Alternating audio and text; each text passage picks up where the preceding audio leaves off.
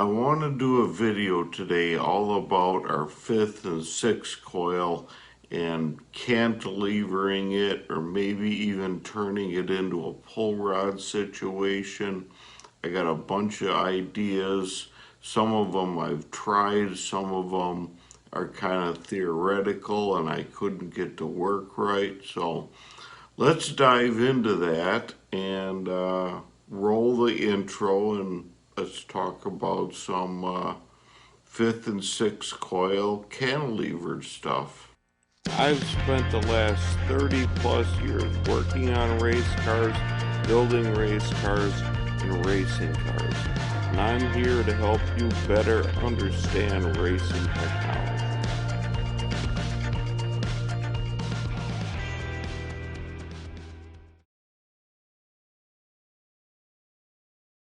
I guess the first thing I want to talk about is why to cantilever a 5th and 6th coil.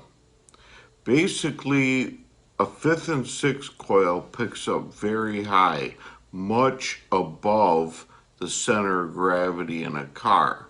And I think if the placement of it could actually start picking up the right side and hurting the roll onto the left. It technically, if it were to actually create a pivot point, but because it is so far above your center of gravity and your rotational point, I think it might actually start picking up on the car and not allowing it to roll nice naturally onto the right side.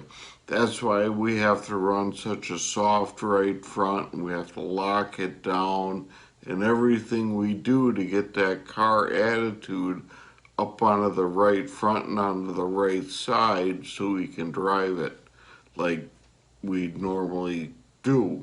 But we need to actually crutch our right side stuff and do a bunch of things, but I think it can be solved by cantilevering a 5th coil. I did this years ago and we never gave it much time. We had so many other problems with the car at the time, developing a bunch of different stuff.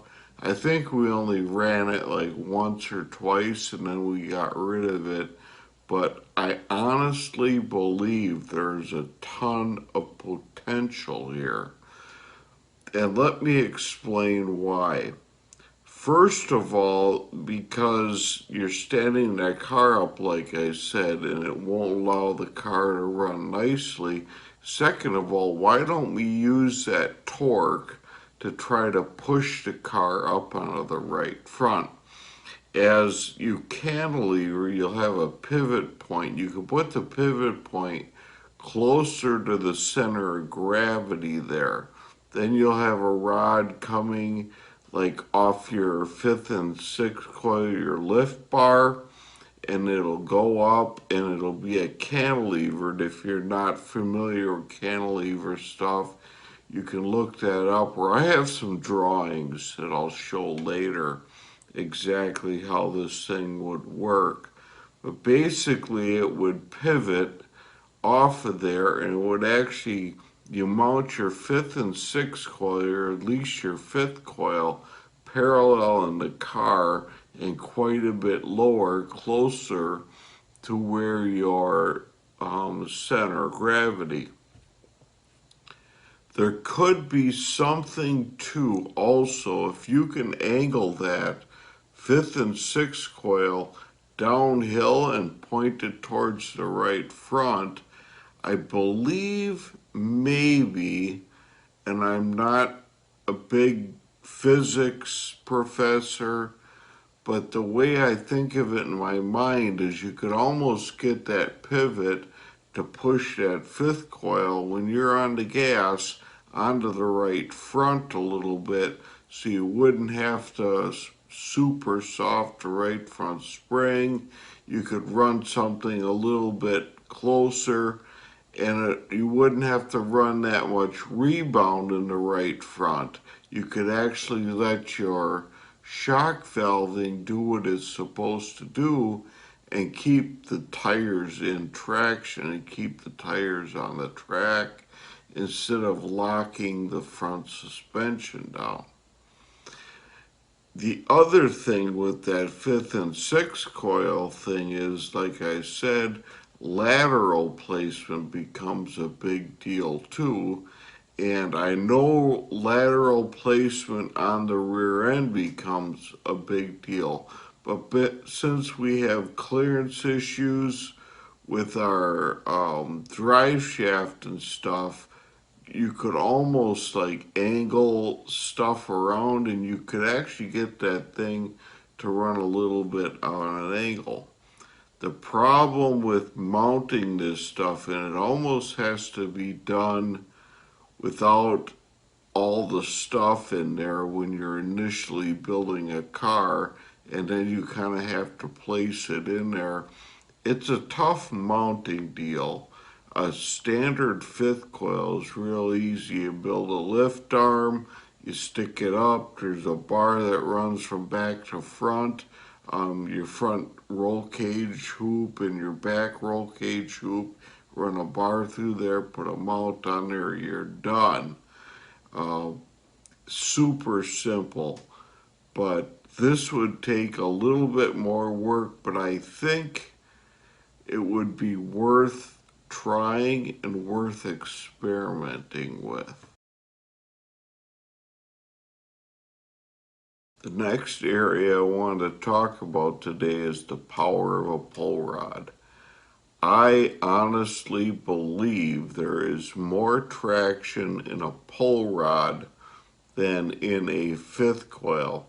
I think there's a mechanical problem here, and I'm not an engineer, but the way I see it in my mind, the rear end wraps, and if those lift arm mounts are on the rear end, they should rotate in a circle.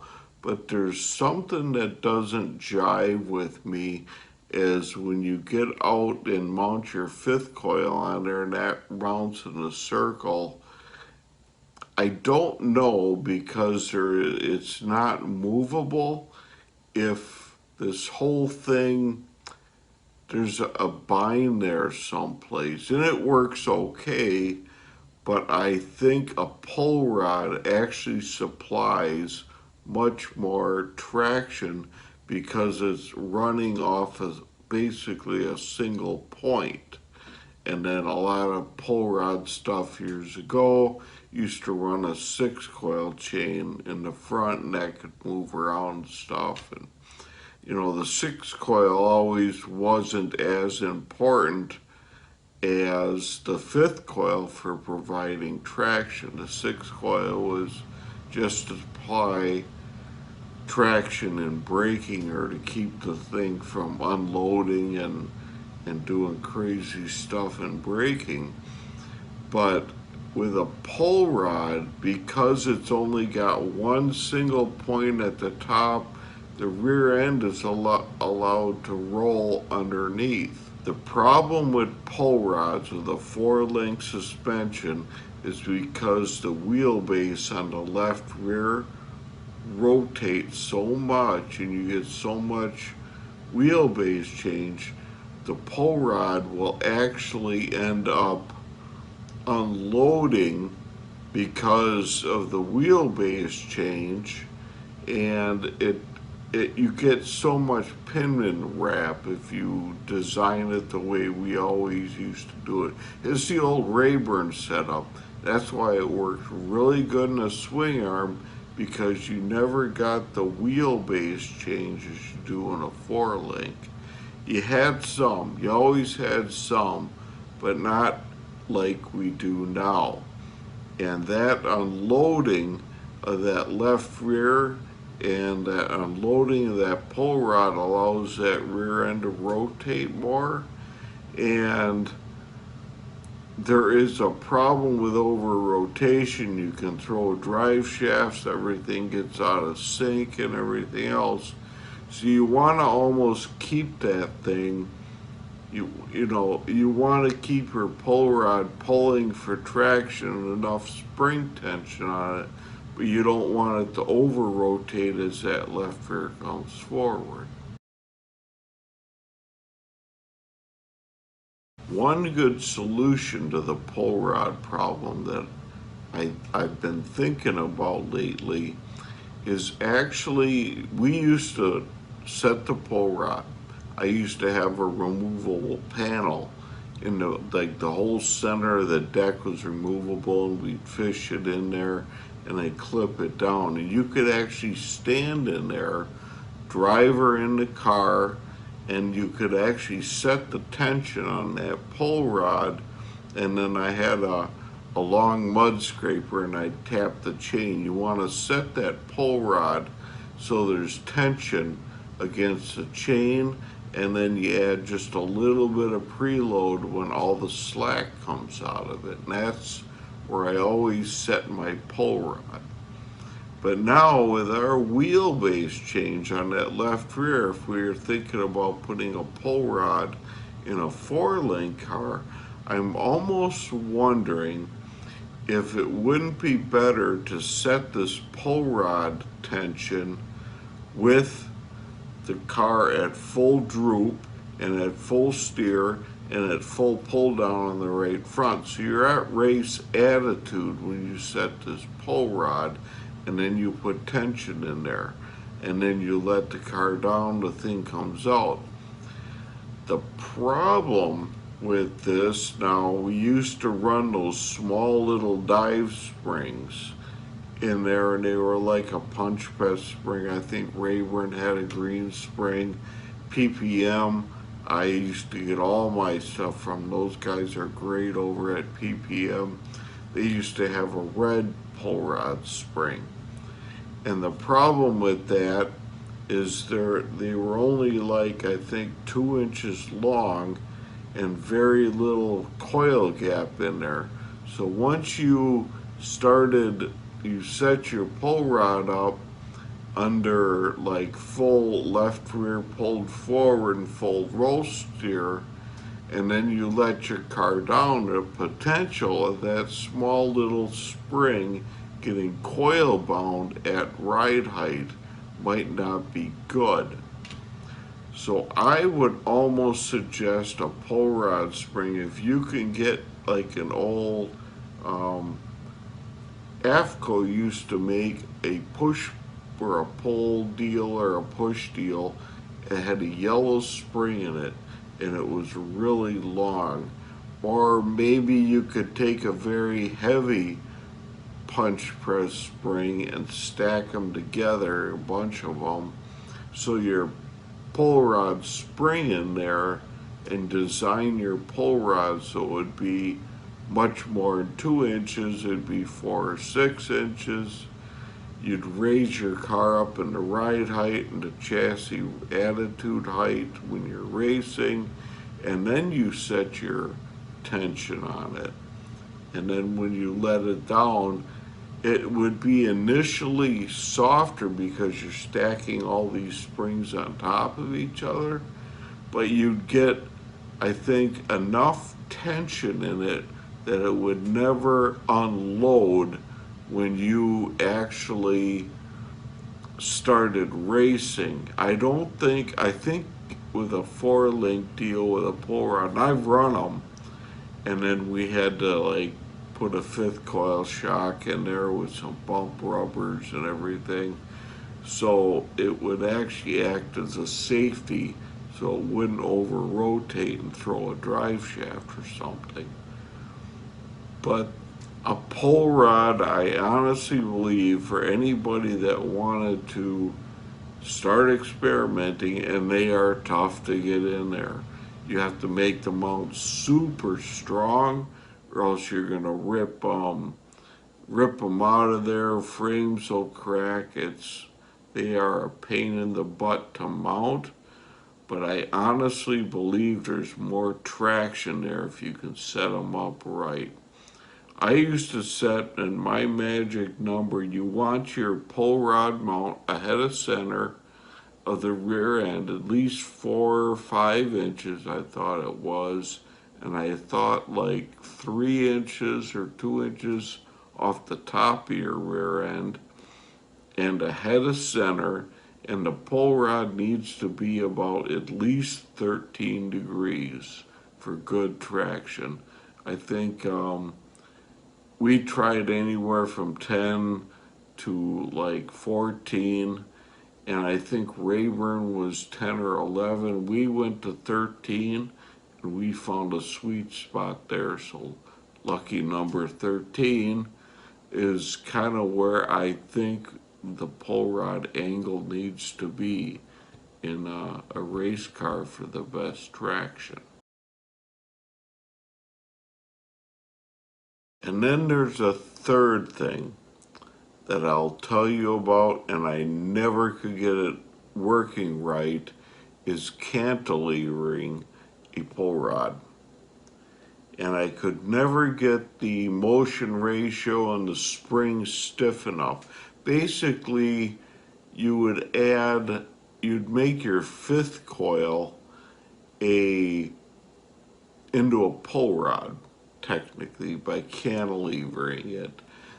You'd have a solid rod coming off your rear end, you'd have your cantilever deal, and then that would rotate and it would push your fifth coil through there like a pull rod would normally do it on extension. This would do it on push, but I could never get it to hold together, and I could never get a spring stiff enough. I think you need a spring of at least 11, 12, 1,300 pounds, maybe 1,400 pounds, and then put it on your fifth coil. And this would also help you. You could valve your fifth coil so you could almost have like a braking shock. People always used to run with these lift bars years ago, back in the 90s, where they put shocks on top of the rear end to control the braking torque and all that. But now with a cantilevered pull rod in there and using your standard fifth coil deal, if you could get that spring strong enough so you wouldn't over rotate and throw a drive shaft, that's what I couldn't figure out, is how stiff to go with that spring and how to make a drive shaft live in there without over rotation. I'm going to show you some pictures on how I did it. I don't claim that it works, but what little bit we did testing on it, it is awesome traction. We just couldn't get it to live. If people much smarter than me would work on this stuff and could figure out the spring rate so you wouldn't over rotate that pinion and throw a drive shaft, I think this would be definitely a place you'd want to look for traction. So I got some diagrams. Let's go over to the drawing board and I'll show you what I got, and maybe visually it'll make a little more sense and put people on the road towards trying to figure this stuff out that I never could figure out. So it's just in concept. Let's go over and give a look. Okay, the first slide I have here is how to cantilever a fifth coil shock and lay it lower. See, normally with a fifth coil shock, the pivot would be, this isn't to scale or anything, but the pivot would be really high in the car. But if done correctly, you could lower this and actually get the pivot closer here, or you could actually lower this by putting it on an angle and push on the right front. It could actually angle down. I always kept this ratio 1-to-1. Whatever, this is your cantilever rod. This is your frame pivot where you'd weld like a bolt or something on the frame, or a mount in the frame. And this is your basic structure.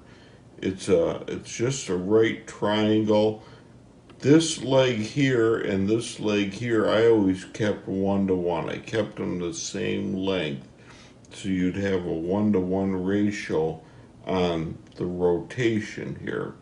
Normally the lift bar, the rear end rotates down, this rotates up, and it would compress your fifth coil spring and absorb the torque to give you traction. But now, if we wanted to lower this in the car and get this closer to center of gravity, we could actually put a pivot here, put a shorter rod here, so when it picks up, it would actually pull quite a bit lower in the car and not allow it to be so tippy off that top point, or actually have the fifth coil then pick up on the car on the right side, or actually prevent it from naturally rolling on the right side. I think the best thing we can do with these cars is get them to move naturally, not have to crutch them with a ton of compression on the left rear front or a ton of rebound on the right front, and actually a too soft a right front. We're actually, I think, doing some of these things to get them to roll, because there's a problem with the fifth coil mounted up that high.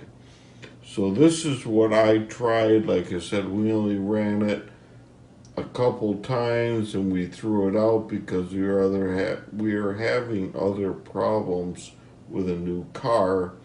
And you change too much stuff, you just got to get back to basics. And it was decided that we went back to a standard fifth coil to try to get back to center and try work on some other concepts. But I think there's definitely something to this by getting this pivot down closer to your center of gravity, or even pushing on it to like load the right front more on the gas. Now this is the cantilevered pull rod deal. I think there is actually more traction here than our standard 5/6 coil with a lift arm. And you could incorporate a lift arm in this or the 6 coil.